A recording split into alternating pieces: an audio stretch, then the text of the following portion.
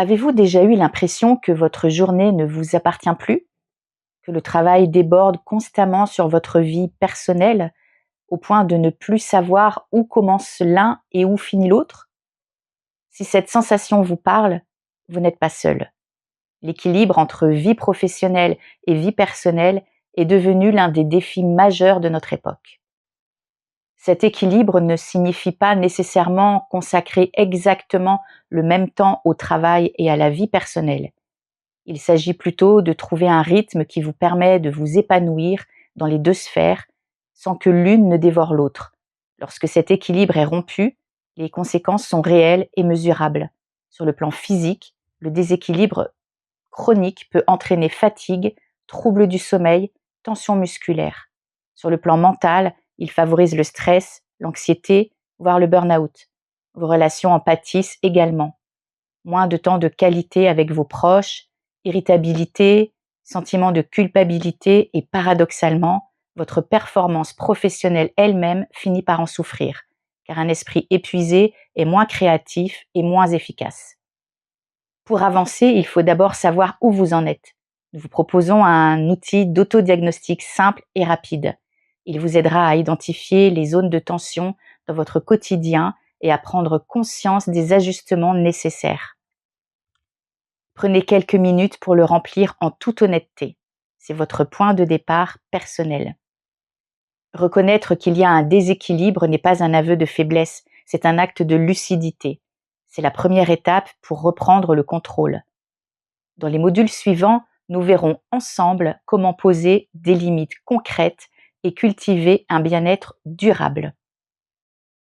Vous avez identifié les zones de déséquilibre dans votre vie. Maintenant, passons à l'action.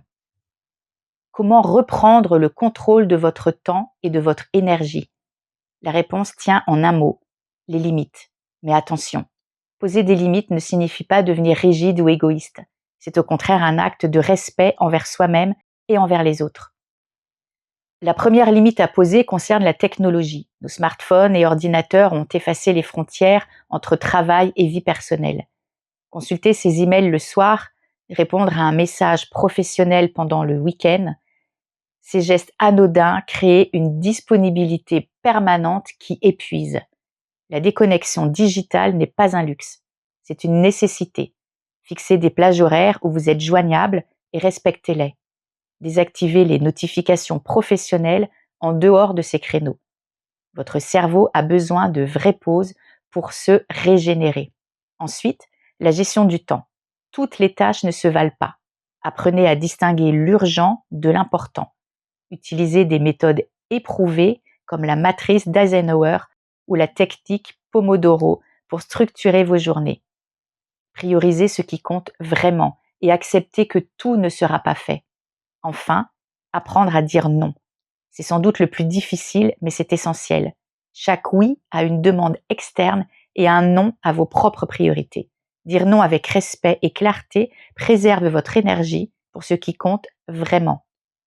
Nous vous proposons une fiche pratique avec des stratégies concrètes pour chacun de ces trois piliers. Déconnexion, gestion du temps et affirmation de soi. Choisissez au moins une stratégie par pilier et engagez-vous à la tester cette semaine. Notez ce qui fonctionne pour vous. Posez des limites. C'est reprendre le pouvoir sur votre agenda et sur votre vie. Ce n'est pas égoïste, c'est vital. Dans le prochain module, nous verrons comment nourrir activement votre bien-être personnel.